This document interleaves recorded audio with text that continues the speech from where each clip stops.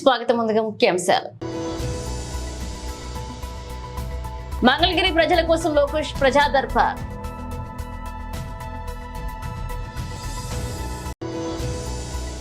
మూసీ నది సుందరీకరణ ప్రాజెక్టు 16,000 కోట్లతో మేము ప్రారంభించామన్నారు MLA KTR.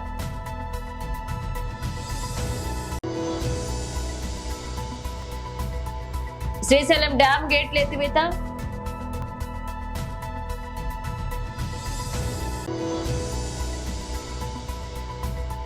ICC test ranking లో భారత్ కు 2వ స్థానం. మూసీ నది సుందరీకరణ ప్రాజెక్టు 16,000 కోట్లతో మేము ప్రారంభించామని కాంగ్రెస్ ప్రభుత్వం వచ్చాక ప్రాజెక్టు వ్యయం మొదట 50,000 కోట్లు అన్నారు, తర్వాత 70,000 కోట్లు అన్నారు, ఆ తర్వాత ఏకంగా దాన్ని 1,50,000 కోట్లకు పెంచారు. దాని వెనుక ఉన్న మతలబు ఏంటో ప్రభుత్వం ప్రజలకు చెప్పాలన్నారు. అసెంబ్లీలో మాజీ మంత్రి ఎమ్మెల్యే కేటీఆర్ మాట్లాడారు. మూసీలో 16,000 కోట్ల రూపాయలతో ఆనాడు మా ప్రభుత్వం ఉన్నప్పుడు మొత్తం డిజైన్స్ కూడా తయారు చేసి ఫైనల్ చేసి ఆఖరికి గ్లోబల్ డిజైన్ కాంపిటీషన్ కూడా ఇన్వైట్ చేసినాం సార్. చేసిన తర్వాత ఇవాళ మాకు ఆశ్చర్యం ఎక్కడ కలుగుతా ఉందంటే, ఒక రోజేమో 50,000 కోట్లతో మూసీ ప్రక్షాళన, మూసీ బ్యూటిఫికేషన్ అని ఒకరోజు ప్రకటన వస్తుంది. తర్వాత పర్యాటక శాఖ మంత్రి గారేమో 70,000 కోట్లతో అని చెప్పి వారు ప్రకటన ఇచ్చారు. ఆ తర్వాత ఈ మధ్యన ముఖ్యమంత్రి గారు గోపన్పల్లిలో 1,50,000 కోట్లతో మూసీ అన్నారు. అధ్యక్ష, నేను అడిగేది ఒక్కటే, శ్రీధర్ బాబు గారి నుంచి క్లారిఫికేషన్ ప్రజలకు తెలవాల్సిన అవసరం ఉంది. ఇది ప్రజల సొమ్ము. 16,000 కోట్లతో including express way, east to west express way 55 కిలోమీటర్లు ప్లస్ బ్యూటిఫికేషన్ మేము ప్రారంభించాం ఆల్రెడీ. మీకు తెలియకపోవచ్చు, నాగోల్లో మీరు పోతే మీరు చూడవచ్చు. వారిని కోరేదేమంటే, ఇది రాష్ట్ర ప్రజల సంపద. 16,000 ఎందుకు 50 అయింది, ఎందుకు 50 70 అయింది, ఎందుకు 70 1,50,000 అయింది, ప్రజలకు స్పష్టత ఇవ్వాలని చెప్పి శ్రీధర్ బాబు గారిని కోరుతా ఉన్నా. మూసీ బ్యూటిఫికేషన్ విషయంలో మొన్న నేను డిప్యూటీ సీఎం గారిని చూశాను, ఒక డిపిఆర్ కూడా తయారైంది. మేమేమి ఊరికే అడగలేదు, లెటర్ బారేయలేదు, కేంద్ర ప్రభుత్వానికి డిపిఆర్ కూడా ఉంది అన్నారు. డిపిఆర్ దయచేసి ఉంటే సభ ముందు టేబుల్ చేయండి, ప్రజలందరూ సభ్యులందరూ కూడా చదువుకుంటారు. ఎందుకంత మొత్తంలో ఖర్చు పెరిగిందో అర్థం. ఎగువ నుంచి వస్తున్న భారీ వరదలతో శ్రీశైలం ప్రాజెక్టు నిండుకుంటలా మారింది. పూర్తి స్థాయి నీటి మట్టం 215 టీఎంసీలు కాగా ప్రస్తుత నీటి నిల్వ సామర్థ్యం 180 టీఎంసీలుగా ఉంది. దీంతో అధికారులు గేట్లు ఎత్తారు. సోమవారం నుంచి గేట్లు ఎత్తేందుకు అధికారులు సన్నాహకాలు చేసి సాయంత్రం నీటిని వదిలారు. ఇప్పటికీ దిగువ ప్రాంతాల ప్రజలు అప్రమత్తంగా ఉండాలని అధికారులు హెచ్చరికలు జారీ చేశారు. 4 గేట్లను దాదాపు 12 అడుగుల మేర ఎత్తివేశారు.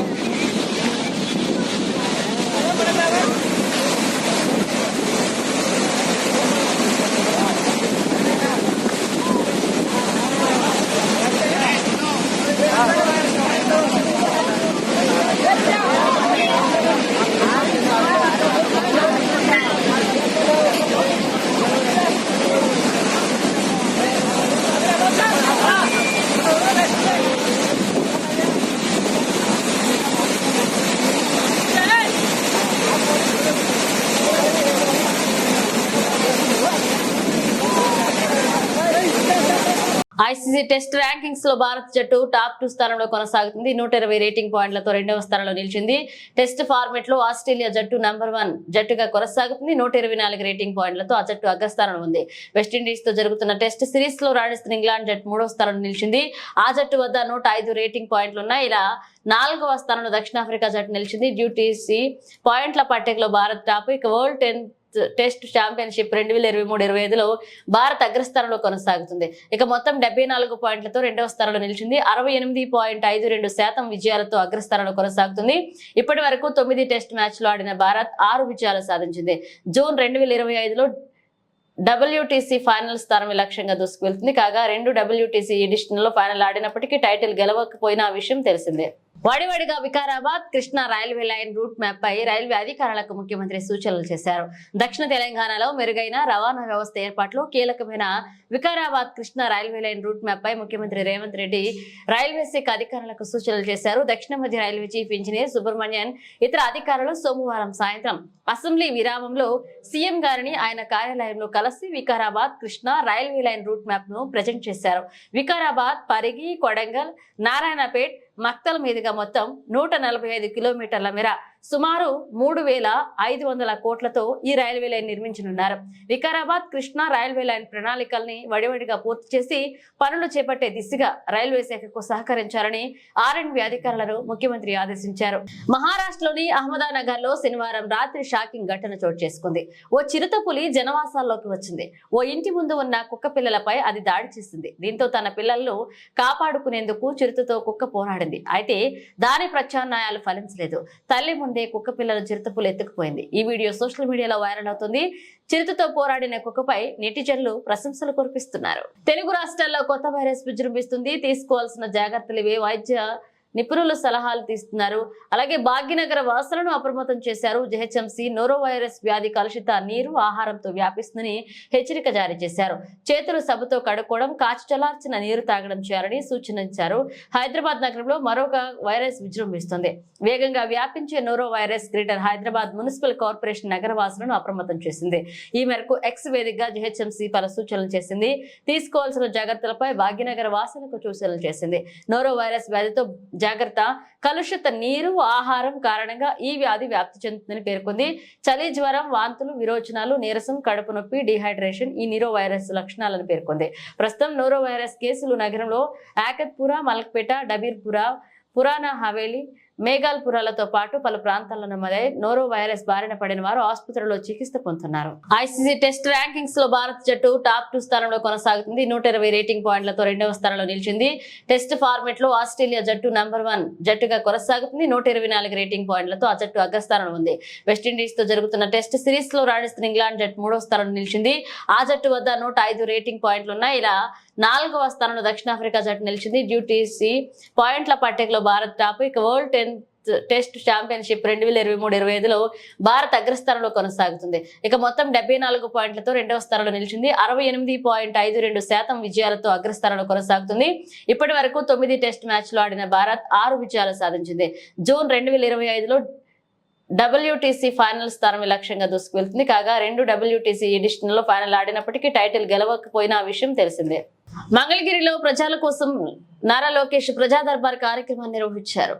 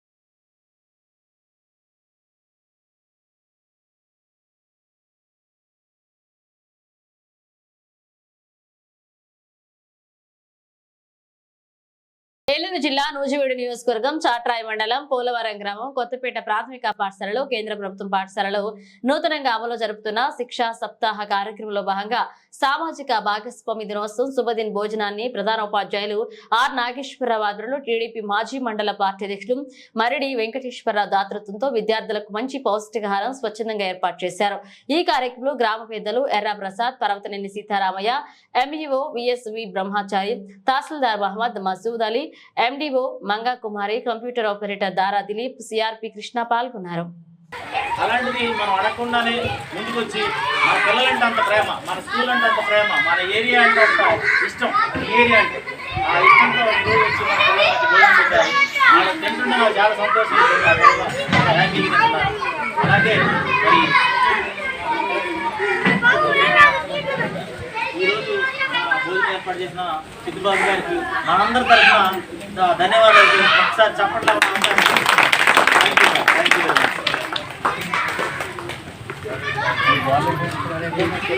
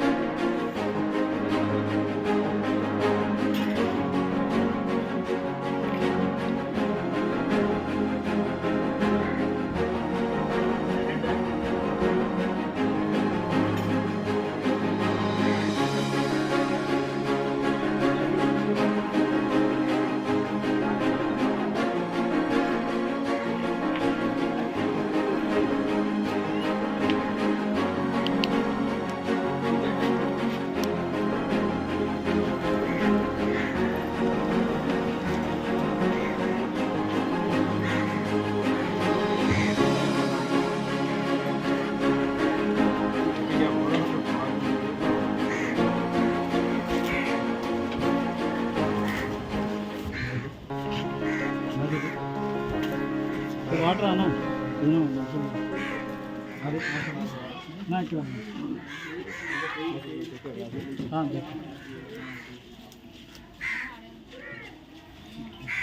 నక్సల్బారీ నిర్మాత కామ్రేడ్ చారు మజుందా 52వ వర్ధంతిని మరియు సిపిఐఎంఎల్ 50వ వ్యవస్థాపక దినోత్సవం ఎన్టీఆర్ జిల్లా విసన్నపేటలో సిపిఐఎంఎల్ లిబరేషన్ పార్టీ జిల్లా కార్యదర్శి డి హరినాథ్ నాయకత్వంలో జరిగింది. అమరవీరులకు నివాళులర్పిస్తూ అమరవీరుల ఆశయాలను కొనసాగిస్తామని కార్యకర్తలందరూ ప్రతిజ్ఞ చేశారు. మోదీ పాలనలో పేటరేగిపోతున్న మతోన్మాద పాసిజానికి వ్యతిరేకంగా పోరాడాలని పిలుపునిచ్చారు. విప్లవకారుల మీద, ప్రజాస్వామిక వాదుల మీద జరుగుతున్న దాడులను హరినాథ్ తీవ్రంగా ఖండించారు. కేంద్ర బడ్జెట్ లో రాష్ట్రానికి అన్యాయం జరిగిందని, కార్పొరేటర్లకు లబ్ధి చేకూరింది తప్ప రైతులకు వ్యవసాయ కూలీలకు ఒరిగింది శూన్యమన్నారు. ఉపాధి హామీ పథకంలో సహా కోత విధించారని, దీన్ని నిరసిస్తూ అఖిల భారత కిసాన్ మహాసభ రాష్ట్ర వ్యాప్తంగా నిరసన కార్యక్రమాలు చేపట్టినట్లుగా హరణ తెలిపారు. ఆగస్టు 9వ తేదీన క్విట్ ఇండియా డే సందర్భంగా వ్యవసాయ రంగాన్ని కబళిస్తున్న కార్పొరేట్లను వ్యతిరేకిస్తూ క్విట్ కార్పొరేట్ అనే పిలుపుతో దేశవ్యాప్తంగా నిరసన తెలియజేస్తున్నట్లుగా హరణ తెలిపారు. ఈరోజు దేశవ్యాప్తంగా సిపిఎంఎల్ లిబరేషన్ వ్యవస్థాపకులు కామ్రేడ్ చారు మజుందారు 52 సంవత్సరాల వర్ధంతిని ఈ రోజున అన్ని చోట్ల కూడా జరుపుకోవడం జరుగుతుంది. ఈరోజు ఒక చారిత్రక ప్రాధాన్యత ఉంది. ఈరోజు సిపిఎంఎల్ లిబరేషన్ 50వ ఆవిర్భావ దినోత్సవం కూడా ఈరోజు కావటం వల్ల సిపిఎంఎల్ లిబరేషన్ కేంద్ర కమిటీ ఇచ్చిన పిలుపు మేరకు ఎన్టీఆర్ జిల్లా విసన్నపేటలో ఈరోజు కార్యకర్తల సమావేశం జరుగుతుంది. ఈరోజు ప్రధానంగా భారతదేశంలో మతోన్మాద ఫాసిస్టు శక్తులు ఏవైతే ఉన్నాయో విప్లవకారుల మీద, ప్రజాస్వామిక మీద, రైతుల మీద, విద్యార్థుల మీద, అన్ని వర్గాల ప్రజల మీద కూడా దాడులు విపరీతంగా జరుగుతున్నాయి. ఈ దాడులకు వ్యతిరేకంగా మతోన్మాద ఫాసిస్టు శక్తుల్ని నివారించేందుకు ఈరోజు విప్లవకారులు, ప్రజాస్వామికవాదులందరూ కూడా కృషి చేయాల్సిన అవసరం ఉంది. ఈరోజు కేంద్రంలో అధికారంలో ఉన్న మోడీ ప్రభుత్వం బుల్డోజర్ పాలనకు వ్యతిరేకంగా 2024 ఎన్నికల్లో ప్రజలు తీర్పునివ్వడం జరిగింది. ఈ క్రమంలోనే సిపిఎంఎల్ లిబరేషన్ బీహార్లో 2 ఎంపీ స్థానాలను కూడా గెలుచుకోవడం జరిగింది. పార్లమెంటులో కూడా ప్రధాన ప్రతిపక్షంగా ఈరోజు సిపిఎంఎల్ లిబరేషన్ ఆవిర్భావం జరిగింది. సిపిఎంఎల్ లిబరేషన్ ఏదైతే ఉందో పార్లమెంటు పోరాటాలని, పార్లమెంటేతర పోరాటాలని కూడా సమన్వయం చేస్తూ ముందుకెళ్తుంది. రాష్ట్రంలో జరుగుతున్న, కేంద్రంలో జరుగుతున్న నిర్బంధకాండకు వ్యతిరేకంగా విశాల ఐక్య సంఘటన ఏర్పాటు చేసే క్రమంలో సిపిఎంఎల్ లిబరేషన్ తీవ్రంగా కృషి చేస్తుంది. ఈ మోడీ ప్రభుత్వం ఏదైతే ఇటీవల ప్రవేశపెట్టిన బడ్జెట్ ఏదైతే ఉందో ఇది రైతాంగ వ్యతిరేక, కార్పొరేట్ అనుకూల బడ్జెట్గా రూపొందింది. ఈ రోజున బడ్జెట్ నిరసనగా కూడా ఈ రోజున అఖిల భారత కిసాన్ మహాసభ దేశవ్యాప్తంగా కూడా నిరసన ఆందోళన చేపట్టడం జరుగుతుంది. రేపు 9వ తారీఖు ఆగస్టు 9వ తారీఖు ఏదైతే ఉందో ఆ రోజున బ్రిటిష్ వాళ్ళని ఈ దేశం నుంచి వెళ్ళిపోవాలని క్విట్ ఇండియా అని పిలుపునివ్వడం జరిగింది. రేపు ఆగస్టు 9వ తారీఖున అఖిల భారత కిసాన్ మహాసభ ఆధ్వర్యంలో భారతదేశ వ్యాప్తంగా కూడా క్విట్ కార్పొరేట్ అనే పిలుపునివ్వడం జరుగుతుంది. స్వామినాథన్ కమిటీ సిఫార్సుల ప్రకారం రైతాంగానికి గిట్టుబాటు ధరలు కల్పించాలని, అలానే కార్పొరేట్కి 16,75,000 కోట్ల రూపాయల పైగా రుణాలని మాఫీ చేస్తూ రాయితీలు కల్పిస్తున్న మోడీ రైతాంగానికి కనీసం 2,50,000 కోట్ల రూపాయల కన్నా మించదో రైతుల రుణాలు ఒకసారి రుణమాఫీ చేయాలని డిమాండ్ చేస్తుంటే అలాంటి రుణమాఫీ చేయడానికి అది సిద్ధంగా లేరు. ఈరోజు రాష్ట్రానికి ఏదో కేంద్ర బడ్జెట్లో వనరులు వచ్చినాయని చంద్రబాబు ప్రచారం చేస్తున్నాడు. మనం చూసుకున్నట్లయితే మరి అమరావతికి 15,000 కోట్ల రూపాయలు ఇచ్చామని చెప్తున్న అమరావతికి ఇచ్చింది కూడా ఈ రోజున అది కేవలం అప్పు తప్పితే అది ఎటువంటి గ్రాంటు కాదు. రాష్ట్రానికి సంబంధించిన విభజన హామీలు, ప్రత్యేక హోదా ఇవ్వకుండా మోసం చేసిన మోడీ ప్రభుత్వానికి వ్యతిరేకంగా అందరం కూడా గళం ఇవ్వాల్సిన పరిస్థితులు ఉన్నాయని చెప్తున్నాను. నా పేరు డి హర్నాథ్, సిపిఎంఎల్ లిబరేషన్ రాష్ట్ర కార్యవర్గ సభ్యుడు. జోహార్ కామ్రేడ్ చారు మజుందార్, జోహార్ జోహార్, జోహార్ కామ్రేడ్ చారు మజుందార్, జోహార్ జోహార్, చారు మజుందార్ ఆశయాలు చారు మజుందార్ ఆశయాలు సిపిఎంఎల్ లిబరేషన్ జిందాబాద్ జిందాబాద్, సిపిఎంఎల్ లిబరేషన్ జిందాబాద్ జిందాబాద్. జోహార్ కామ్రేడ్ వినోద్ మిశ్రా, జోహార్ జోహార్, జోహార్ కామ్రేడ్ నాగభూషణ పట్నాయక్, జోహార్ జోహార్. బులెటిన్ ముగించే ముందు హెడ్లైన్స్ మరోసారి. మంగళగిరి ప్రజల కోసం లోకేష్ ప్రజా దర్బార్.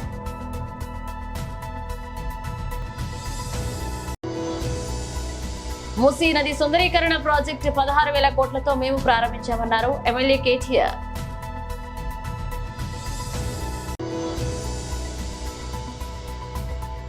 శ్రీశైలం డ్యాం గేట్ల ఎత్తివేత,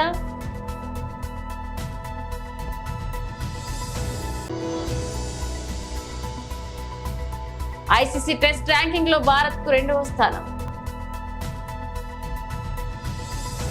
ఇవి బులెటిన్ అప్డేట్స్. మరో అప్డేట్స్ తో మళ్ళీ కలుద్దాం.